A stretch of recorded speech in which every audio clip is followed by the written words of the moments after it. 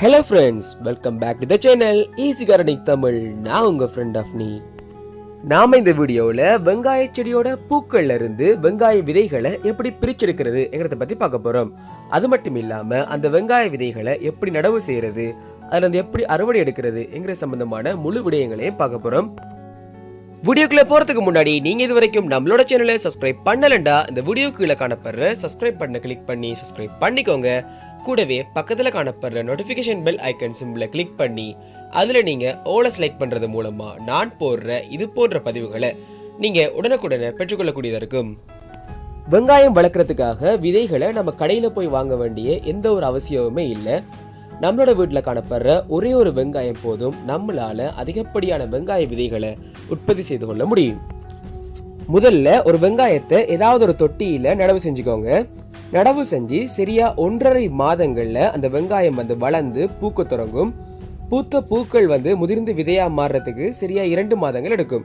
அதாவது வெங்காயம் நட்டதுல இருந்து சரியா 2 மாதங்கள்ல உங்களோட வெங்காய செடி இந்த மாதிரி இருக்கும் பாக்குறதுக்கு. அதுல பூக்கள் பூத்து அந்த பூக்கள் முதிர்ந்து இந்த மாதிரி இருக்கும். அந்த பூக்களுக்கு இடையில சின்ன சின்ன கருப்பு விதைகள் தென்பட தொடங்கும். இந்த ஸ்டேஜ்ல அந்த பூக்களை பறிச்சுக்கோங்க. வெங்காய பூவில இருந்து விதைகளை பிரிச்செடுக்கிறது கிட்டத்தட்ட துளசி விதைகளை பிரிச்செடுக்கிறது மாதிரி தான். அந்த பூக்களை லேசா கை வச்சு நாம அழுத்தினாலே போதும் அதுக்கு விதைகள் கீழே கொட்டும். சின்ன சின்ன சப்ஜா விதைகள் மாதிரி தான் இந்த விதைகள் இருக்கும். இதே மாதிரி நல்லா முதிர்ந்த பூக்களை பார்த்து பறிச்செடுத்துக்கோங்க. அதுக்கப்புறமா கை வச்சு அந்த விதைகளை லேசா அழுத்தம் கொடுத்தீங்கன்னா போதும் அந்த விதைகள் இதே மாதிரி வெளியே வரும்.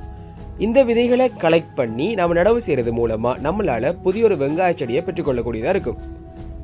பொதுவா வெங்காய சாகுபடிக்காக விதை வெங்காயங்களை நட்டு வெங்காய அறுவடையை பெற போறோம்டா அந்த விதை வெங்காயங்களோட முளைப்பு திறன் 75% காணப்படும். ஆனா வெங்காய விதைகள் மூலமா வெங்காய சாகுபடி செய்யும் போது அந்த வெங்காய விதைகளோட முளைப்பு திறன் 90% இருக்கும். இதுக்கான காரணம் பார்த்தோம்னா விதை வெங்காயங்கள் மண்ணுக்குள்ளே அழுகி போறதுக்கான வாய்ப்புகள் அதிகமாக இருக்கு. நம்ம பிரிச்செடுத்த விதைகள் இதே மாதிரி தான் இருக்கும். இந்த விதைகளை அப்படியே நேரடியா நாம நடவு செய்ய முடியாது. குறைந்தது 1 மாதமாவது இந்த விதைகளை நம்ம ஸ்டோர் பண்ணணும். அப்பதான் அந்த விதைகளோட முளைப்பு திறன் அதிகமாக காணப்படும். இந்த மாதிரி உற்பத்தி செய்த வெங்காய விதைகளை நம்மளால கிட்டத்தட்ட 2 வருடம் வரைக்கும் சேமிச்சு வைக்க முடியும். ஆனா ஒரு வெங்காயத்தை 2 வருடம் வரைக்கும் சேமிச்சு வைக்க முடியாது. இதுதான் வெங்காயத்தை விதைகள் மூலமா வளர்க்கறதுக்கும் வெங்காயத்தையே நடவு செஞ்சு வளர்க்கறதுக்கு முடியாத வித்தியாசம். அதாவது வெங்காயத்தை சேமிச்சு வைக்க முடியாது நீண்ட காலத்துக்கு, ஆனா வெங்காய விதைகளை நடவு செய்யறதுக்காக சேமிச்சு வைக்கலாம். வெங்காயங்களை நடவு செஞ்சு நம்ம வெங்காய அறுவடையை பெறும் போது அந்த அறுவடையில ஒவ்வொரு வெங்காயமும் கிட்டத்தட்ட ஒவ்வொரு முதிர்ச்சி பருவத்துல இருக்கும். அதாவது ஒவ்வொரு சைஸ்ல இருக்கும். ஆனா இந்த வெங்காய விதைகளை பயன்படுத்தி நாம நடவு செஞ்சு அதுல இருந்து அறுவடையை பெறும் போது கிட்டத்தட்ட எல்லா வெங்காயமும் ஒரே முதிர்ச்சி பருவத்திலையும் ஒரே சைஸ்லயும் இருக்கும். இதனால அறுவடை பார்க்கறதுக்கு சீரானதாகவும் சரியான முதிர்ச்சி பருவத்திலையும் அறுவடை செய்யக்கூடியதாக இருக்கும். சோ ஃப்ரெண்ட்ஸ், இந்த வீடியோ உங்களுக்கு பிடிச்சிருந்தா இந்த வீடியோவை லைக் பண்ணுங்க. இந்த வீடியோ பத்தி உங்களோட கருத்துக்களையும் சந்தேகங்களையும் இந்த வீடியோ கீழே கமெண்ட் பண்ணுங்க. இந்த வீடியோவை உங்களோட ஃப்ரெண்ட்ஸோட ஷேர் பண்ணுங்க.